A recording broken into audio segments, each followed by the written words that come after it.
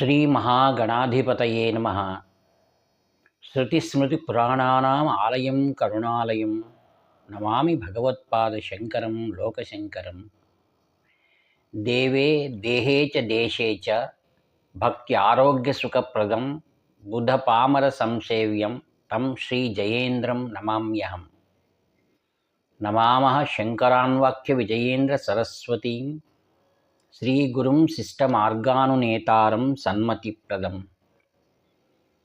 ಸರ್ವಮಂಗಳಮಾಂಗಲ್ಯೇ ಶಿವೆ ಸರ್ವಾರ್ಥಸಾಧಿಕೆ ಶರಣ್ಯೇ ತ್ರಯಂಬಕೆ ದೇವಿ ನಾರಾಯಣೀ ನಮೋಸ್ತುತೆ. ಶ್ರಿಯಃ ಕಾಂತಾಯ ಕಲ್ಯಾಣನಿಧಯೇ ನಿಧಯೇರ್ಧಿನಾಂ ಶ್ರೀಮದ್ವೆಂಕಟನಿವಾಸಾಯ ಶ್ರೀನಿವಾಸಾಯ ಮಂಗಳಂ. ಆತ್ಮೀಯರೇ, ನಾವೆಲ್ಲರೂ ಮಾರ್ಗಶೀರ್ಷ ಮಾಸದಲ್ಲಿ ಭಗವಾನ್ ವಿಷ್ಣುವಿನ ಸೇವೆಯಲ್ಲಿ ನಾವು ನಿರತರಾಗಿರುವುದು ನಮ್ಮ ಪೂರ್ವಜನ್ಮ ಸುಕೃತ. ನನ್ನ ಪೂರ್ವಜನ್ಮದ ಪುಣ್ಯದಿಂದ ಅತ್ಯಂತ ಪ್ರಸಿದ್ಧಿಯಾಗಿರತಕ್ಕಂತಹ ಆಂಧ್ರದಲ್ಲಿ ಏಲೂರು ಜಿಲ್ಲೆ ದ್ವಾರಕಾ ತಿರುಮಲ ಮಂಡಲದಲ್ಲಿರತಕ್ಕಂತಹ ದ್ವಾರಕಾ ತಿರುಮಲ ಗ್ರಾಮಕ್ಕೆ ಅಲ್ಲೊಂದು ವಿವಾಹದ ಸಂದರ್ಭವಾಗಿ ನಾನು ಹೋಗಬೇಕಾಗಿ ಬಂದಿತ್ತು. ಆ ಸಂದರ್ಭದಲ್ಲಿ ಅತ್ಯಂತ ಪ್ರಸಿದ್ಧವಾದ ಶ್ರೀ ವೆಂಕಟೇಶ್ವರನ ದಿವ್ಯ ಸನ್ನಿಧಾನವಾದ ದ್ವಾರಕಾ ತಿರುಮಲ ದೇವಸ್ಥಾನದಲ್ಲಿ ಶ್ರೀಗಳ ಸೇವೆ ಮಾಡುವಂಥ ಭಾಗ್ಯವು ನನಗೆ ಒದಗಿ ಬಂದಿದೆ. ಆ ಪುಣ್ಯಕ್ಷೇತ್ರದ ಬಗ್ಗೆ ನಿಮಗೆಲ್ಲರೂ ತಿಳಿಸಲು ನನಗೆ ಸಂತೋಷವಾಗ್ತಾ ಇದೆ. ಮಾಸಾನಾಂ ಮಾರ್ಗಶೀರ್ಷೋಹಂ ಋತೂನಾಂ ಕುಸುಮಾಕರಃ. ಭಗವದ್ಗೀತೆಯಲ್ಲಿ ಭಗವಂತನು ಹೇಳ್ತಾನೆ, ಮಾಸದಲ್ಲಿ ಮಾರ್ಗಶೀರ್ಷ ಮಾಸವು ಶ್ರೇಷ್ಠವಾದದ್ದು. ಅಂದು ಬ್ರಾಹ್ಮೀ ಮುಹೂರ್ತದಲ್ಲಿ ಪರಮ ಪವಿತ್ರವಾದ ದ್ವಾರಕಾ ತಿರುಮಲ ಬೆಳಗಿನ ಜಾವದಲ್ಲಿ 5 ಗಂಟೆಯಿಂದ 6 ಗಂಟೆಗೆ ನಡೆಯುತ್ತಿರುವ ಸುಪ್ರಭಾತ ಸೇವೆಯ ದರ್ಶನವು ನನಗೆ ಪ್ರಾಪ್ತಿಯಾಯಿತು. ಆತ್ಮೀಯರೇ, ಸುಂದರವಾದ ಪ್ರಕೃತಿಯ ಮಧ್ಯದಲ್ಲಿ ಶೋಭಾಯಮಾನವಾಗಿ ದಿವ್ಯವಾದ ಗೋಪುರಗಳಿಂದ ಪ್ರಕಾಶಮಾನವಾಗುತ್ತಲಿರುವ ಪುರಾಣ ಪ್ರಸಿದ್ಧಿಯಾದ ದ್ವಾರಕಾ ತಿರುಮಲ ಈ ಕ್ಷೇತ್ರವು ಅತ್ಯಂತ ಪ್ರಸಿದ್ಧಿಯಾದ ಕ್ಷೇತ್ರ. ನಾವು ತಿರುಪತಿ ಯಾವ ರೀತಿಯಾಗಿ ಇಡೀ ಜಗತ್ತಿಗೆ ಪ್ರಸಿದ್ಧಿಯಾಗಿದೆಯೋ ಹಾಗೆಯೇ ಸರ್ವರೂ ಸಹಿತ ಪ್ರತಿನಿತ್ಯ 40 ಲಕ್ಷದ ಸಂಖ್ಯೆಯವರೆಗೂ ಈ ಒಂದು ದ್ವಾರಕಾ ತಿರುಮಲ ದೇವರ ದರ್ಶನವನ್ನು ಮಾಡಿಕೊಳ್ತಾ ಇರ್ತಾರೆ. ಯಾವುದೇ ದೇವಸ್ಥಾನಕ್ಕೆ ವಿಶೇಷತೆ ಹೇಗೆ ಬರುತ್ತೆ ಅನ್ನೋದನ್ನು ಹೇಳ್ತಾ ಇದ್ದೇನೆ. ಭಗವಂತನು ಅರ್ಚಾರೂಪಕವಾಗಿ ಸ್ವಯಂಭೂವಾಗಿ ಅವತಾರವನ್ನು ಮಾಡ್ತಾನೆ, ಅಥವಾ ಋಷಿ ಪ್ರೋಕ್ತ ಅಂದರೆ ಮಹರ್ಷಿಗಳ ತಪೋ ಶಕ್ತಿಯನ್ನಿರತಕ್ಕಂತಹ ಆಧ್ಯಾತ್ಮಿಕ ಪುರುಷರಿಂದಲೂ ದೇವಾಲಯ ವಿಗ್ರಹವನ್ನು ಪ್ರತಿಷ್ಠೆ ಮಾಡುವುದುಂಟು. ಈ ಒಂದು ಪರಮ ಪವಿತ್ರವಾದ ದ್ವಾರಕಾ ತಿರುಮಲದಲ್ಲಿ ಈ ಎರಡೂ ಸಹಿತ ಇಲ್ಲಿ ಸಂಭವಿಸಿದೆ. ಅಂದರೆ ಈ ದೇಗುಲದಲ್ಲಿ ಸ್ವಯಂಭೂವಾಗಿ ಬೆಳೆದಿರ್ತಂತಹ ಶ್ರೀ ವೆಂಕಟೇಶ್ವರ ಸ್ವಾಮಿಯು, ಹಾಗೆಯೇ ವಿಶಿಷ್ಟಾದ್ವೈತ ಬೋಧಕರಾದ ಶ್ರೀ ರಾಮಾನುಜಾಚಾರ್ಯರು ಇಂದ ಪ್ರತಿಷ್ಠಿತವಾದ ದೇವತಾಮೂರ್ತಿ ಶ್ರೀ ವೆಂಕಟೇಶ್ವರ ಸ್ವಾಮಿಯ ದರ್ಶನವನ್ನು ನಾವು ಮಾಡಿಕೊಳ್ಳಬಹುದಾಗಿದೆ. ದ್ವಾರಕ ಅನ್ನುವಂಥ ಒಬ್ಬ ಋಷಿ ತಪವನ್ನು ಆಚರಣೆಯನ್ನು ಮಾಡಿದಾಗ ಶ್ರೀ ವೆಂಕಟೇಶ್ವರ ಸ್ವಾಮಿಯು ಪ್ರತ್ಯಕ್ಷವಾದನು. ಆಗ ಸ್ವಾಮಿಯನ್ನು ಬೇಡ್ಕೊಳ್ತಾನೆ, ಸ್ವಾಮಿ, ನನಗೆ ನಿನ್ನ ಪಾದ ಸೇವೆಯನ್ನು ಕರುಣಿಸು ಅಂತ. ಹಾಗೆ ಸ್ವಾಮಿಯು ಅವನಿಗೆ ಪಾದ ಪೂಜೆಯ ಭಾಗ್ಯವನ್ನು ಅವನಿಗೆ ಕರುಣಿಸಿದ್ದಾನೆ. ಯಾವ ಸ್ಥಾನದೊಳಗೆ ದ್ವಾರಕಾ ಋಷಿ ತಪಸ್ಸನ್ನು ಮಾಡಿದ್ದಾಗ ಅಲ್ಲಿ ಇರುವಿನ ರಾಶಿ ಅಂದರೆ ವಾಲ್ಮೀಕವು ಅಲ್ಲಿ ಬಂತು. ಆವಾಗ ನಂತರ ಭಗವಂತನು ಪ್ರತ್ಯಕ್ಷವಾದ ನಂತರ ಅಲ್ಲಿ ಅವರಿಗೆ ಪಾದದರ್ಶನ ಪ್ರಾಪ್ತಿಯಾಗಿದೆ. ನಾ ಹಿಂದೆ ಹೇಳಿದಾಗೆ ಕಾಲಾನುಕ್ರಮಣದಲ್ಲಿ ಅತ್ಯಂತ ಪ್ರಭಾವಿಯಾದ ವಿಶಿಷ್ಟಾದ್ವೈತ ಬೋಧಕರಾದ ಶ್ರೀ ರಾಮಾನುಜಾಚಾರ್ಯರು ಈ ಕ್ಷೇತ್ರವನ್ನು ಸಂದರ್ಶನವನ್ನು ಮಾಡಿ ಈ ಒಂದು ಯಾವ ಪೀಠವಿದೆಯೋ ಸ್ವಯಂ ವ್ಯಕ್ತವಾದ ಧ್ರುವಮೂರ್ತಿ ಅಂತ ಕರೀತಾರೆ, ಅದರ ಹಿಂಭಾಗದಲ್ಲಿ ವೈಖಾನಸ ಆಗಮದ ಪ್ರಕಾರ ಮತ್ತೊಂದು ಅರ್ಚಾಮೂರ್ತಿಯನ್ನು ಅವರು ಪ್ರತಿಷ್ಠೆಯನ್ನು ಮಾಡಿದ್ದಾರೆ. ಯಾವ ಋಷಿಯಿಂದ ಪ್ರತ್ಯಕ್ಷವಾಗಿರತಕ್ಕಂಥ ಯಾವ ಮೂರ್ತಿ ಇದೆಯೋ ಆ ಪೀಠ ಪೂಜೆ ಅದು ನಮಗೆ ಅರ್ಧ ಭಾಗ ಮಾತ್ರ ದರ್ಶನ ನೀಡುತ್ತೆ. ಆ ಸ್ವಾಮಿಯನ್ನು ನಾವು ಅರ್ಚನೆ ಮಾಡುವುದರಿಂದ ಮೋಕ್ಷ ಪ್ರಾಪ್ತಿಯಾಗುತ್ತೆ.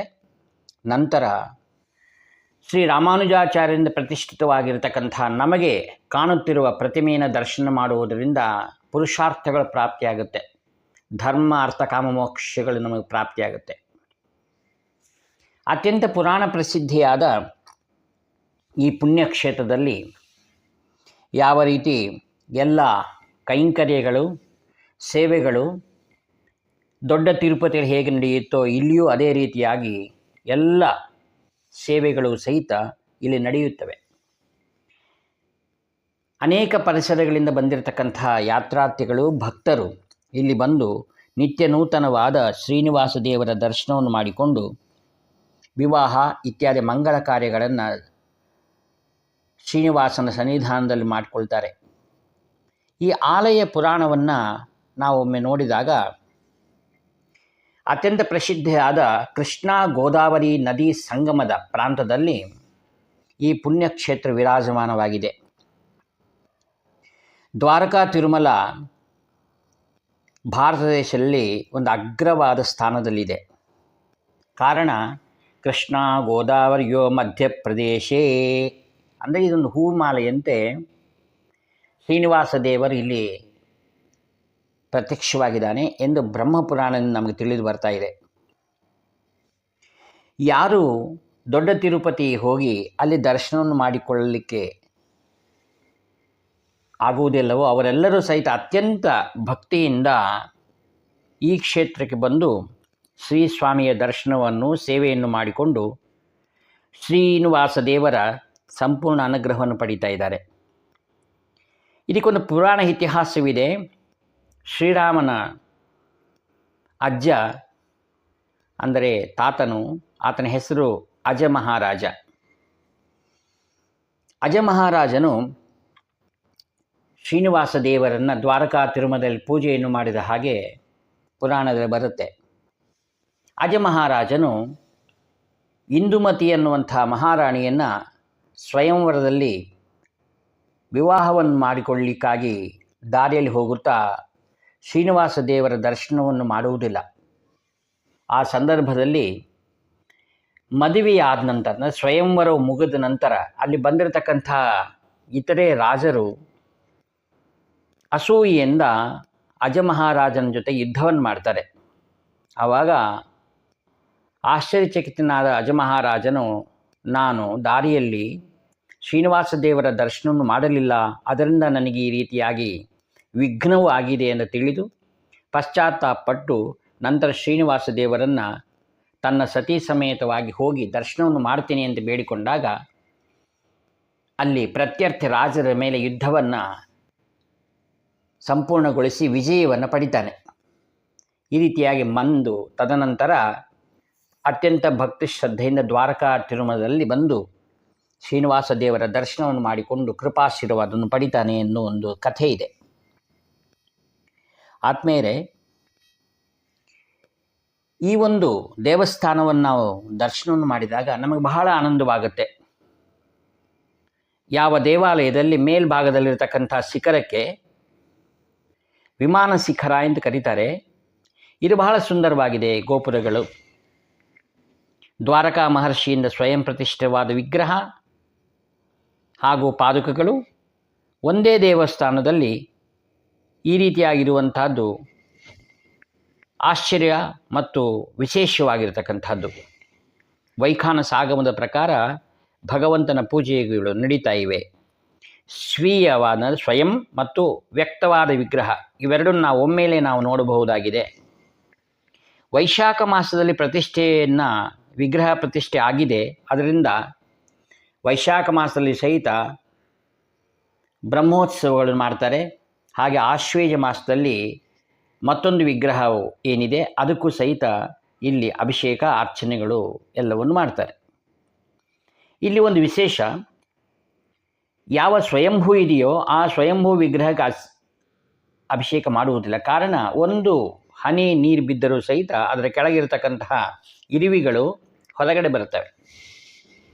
ನಂತರ ಪ್ರಧಾನ ದ್ವಾರದ ಎರಡೂ ಬದಿಯಲ್ಲಿಯೂ ಸಹಿತ ಅಭಿಮುಖವಾಗಿ ದ್ವಾರಕಾಮುನಿ ಮತ್ತು ಅನ್ನಮಾಚಾರ್ಯರ ವಿಗ್ರಹಗಳನ್ನು ನಾವು ನೋಡಬಹುದಾಗಿದೆ.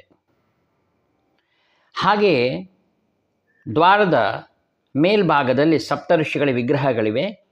ಗರ್ಭಗುಡಿಗೆ ಸುತ್ತಲೂ ಪ್ರದಕ್ಷಿಣ ಮಾರ್ಗವಾಗಿ ಹೋಗುವಾಗ 12 ಮಂದಿ ವೈಷ್ಣವ ಆಳ್ವಾರರ ಪ್ರತಿಮೆಗಳನ್ನು ನಾವು ನೋಡಬಹುದಾಗಿದೆ.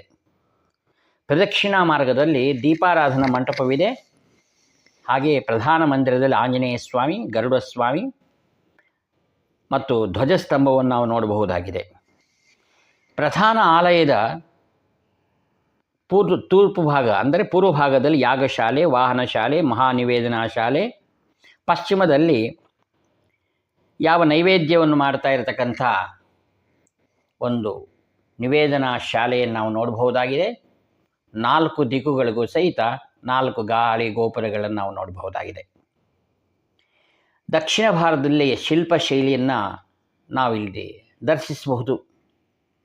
ಹಾಗೆಯೇ ಪಶ್ಚಿಮ ಭಾಗದಲ್ಲಿ ತಲೆಕೂದಲು, ಅಂದರೆ ನಾವು ಯಾವ ರೀತಿ ತಿರುಪತಿಯಲ್ಲಿ ನಾವು ತಲೆಕೂದಲನ್ನು ಸಮರ್ಪಣೆ ಮಾಡ್ತೀವಲ್ವ, ಹಾಗೆ ಇಲ್ಲಿಯೂ ಸಹಿತ ಒಂದು ಕಲ್ಯಾಣ ಕಟ್ಟ ಅಂತ ಒಂದಿದೆ. ಈ ಕಲ್ಯಾಣ ಕಟ್ಟ ಸಮೀಪದಲ್ಲೇ ಸುಬ್ರಹ್ಮಣ್ಯೇಶ್ವರ ಸ್ವಾಮಿಯ ಒಂದು ವಿಗ್ರಹವನ್ನು ಮತ್ತು ಒಂದು ನಂದಿ ವಿಗ್ರಹವನ್ನು ನಾವು ನೋಡಬಹುದು. ಸುಂದರವಾಗಿವೆ ಇವು. ಗರ್ಭಗುಡಿಯ ಮಹಿಮೆಯನ್ನು ಹೇಳಬೇಕಾದರೆ, ಗರ್ಭಗುಡಿಗಳು ನಾವು ಪ್ರವೇಶವಾದ ನಂತರ ಅತ್ಯಂತ ಸ್ಫೂರ್ತಿದಾಯಕವಾದ ಮಂತ್ರಮುಗ್ಧವಾದ ಅನುಭೂತಿಯನ್ನೇ ನಾವು ಹೊಂದುತ್ತೇವೆ. ಕಲಿಯುಗದ ಪ್ರತ್ಯಕ್ಷ ದೈವನಾದ ಶ್ರೀ ವೆಂಕಟೇಶ್ವರ ಸ್ವಾಮಿಯು ನಮಗೆ ಸುಂದರವಾಗಿ ಕಾಣ್ತಾನೆ. ಮತ್ತು ಆತನ ಸಮೀಪದಲ್ಲಿ ಕೆಳಭಾಗದಲ್ಲಿ ಪವಿತ್ರವಾದ ಪಾದಗಳು ಪಾತಾಳಕ್ಕೆ ಸೇರಿ ಅಲ್ಲಿ ಬಲಿಚಕ್ರವರ್ತಿಗೆ ನಿತ್ಯ ಪೂಜೆಯನ್ನು ಮಾಡಿಕೊಳ್ಳುವಂಥ ಅವಕಾಶವನ್ನು ಶ್ರೀನಿವಾಸ ದೇವರು ಕರುಣಿಸಿದ್ದಾರೆ. ಇಂತಹ ಸುಂದರವಾದ ಸ್ವಯಂಭೂ ಮತ್ತು ಪ್ರತಿಷ್ಠೆಯಿಂದ ಆಗಿರತಕ್ಕಂಥ ಶ್ರೀ ವೆಂಕಟೇಶ್ವರ ಸ್ವಾಮಿಯ ಪ್ರತಿಮೆಗಳನ್ನು ನಾವು ನೋಡಿದಾಗ ನಮಗೆ ಬಹಳಷ್ಟು ಆನಂದ ನಮಗೆ ಭಾಸವಾಗ್ತದೆ. ಹಾಗೆಯೇ ಆ ದೇವಸ್ಥಾನದ ಬಲಗಡೆಗೆ ಅರ್ಧ ಮಂಟಪದಲ್ಲಿ ಪೂರ್ವಮುಖವಾಗಿ ಮಂಗತಾಯರು ಹಾಗೂ ಆಂಡಾಳ್ ಅಂದರೆ ಶ್ರೀದೇವಿ ಭೂದೇವಿ ದೇವಿಗಳನ್ನು ನಾವು ನೋಡಬಹುದಾಗಿದೆ. ಶುಕ್ರವಾರ ದಿವಸ ವಿಶೇಷವಾಗಿ ಇಲ್ಲಿ ಕುಂಕುಮ ಪೂಜೆ ನಡೆಯುತ್ತೆ. ಇಲ್ಲಿ ಹರಿಹರ ಕ್ಷೇತ್ರ ಅಂತ ಹೇಳುವ ರೀತಿಯಲ್ಲಿ ಇನ್ನೊಂದು ವಿಶೇಷವಾದ ಒಂದು ಅಂಶವು, ಅಲ್ಲೊಂದು ದೊಡ್ಡ ಪರ್ವತವಿದೆ. ಅದು ಸರ್ಪದ ರೂಪದಲ್ಲಿದೆ. ಅಂದರೆ ಸರ್ಪರಾಜನು ವಾಸುಕಿಯು ಈ ಭೂ ಸಂಬಂಧವಾದ ಈ ಒಂದು ಪರ್ವತವನ್ನು ಮಲ್ಲಿಕಾರ್ಜುನ ದೇವರಿಗೆ ಸಮರ್ಪಣೆಯನ್ನು ಮಾಡಿದ ಹಾಗೆ ನಮಗೆ ಭಾಸವಾಗುತ್ತದೆ. ಆ ಶಿಖರದ ಮೇಲೆ ಭ್ರಮರಾಂಬ ಸಹಿತ ಮಲ್ಲಿಕಾರ್ಜುನ ದೇವರ ದರ್ಶನವನ್ನು ನಾವು ನೋಡಬಹುದು. ಬಂದಿರತಕ್ಕಂಥ ಭಕ್ತಾದಿಗಳು ಶ್ರೀ ವೆಂಕಟೇಶ್ವರ ಸ್ವಾಮಿಯ ದರ್ಶನವನ್ನು ಮಾಡಿಕೊಂಡು ಭ್ರಮರಾಂಬ ಶ್ರೀದೇವಿ ಮಲ್ಲಿಕಾರ್ಜುನರ ಕೃಪಾಶೀರ್ವಾದವನ್ನು ಪಡೀತಾರೆ. ಹೀಗೆ ಅತ್ಯಂತ ಮನೋಹರವಾಗಿರತಕ್ಕಂಥ ಈ ದೇವಸ್ಥಾನದ ಸಮೀಪದಲ್ಲಿಯೇ ಪುಷ್ಕರಣಿ, ಅತ್ಯಂತವಾದ ವೈಭವವಾಗಿರ್ತಕ್ಕಂಥ ಅನೇಕ ಉತ್ಸವಗಳು ನಡೆಯುತ್ತೆ. ನಾವೆಲ್ಲರೂ ಭಗವಂತ ದರ್ಶನವನ್ನು ಮಾಡಿಕೊಂಡು ಶ್ರೀನಿವಾಸ ದೇವರ ಕೃಪೆಯನ್ನು ಪಡೆಯೋಣ. ಹರಿ ಓಂ ತತ್ಸತ್ ಬ್ರಹ್ಮಾರ್ಪಣಮಸ್ತು.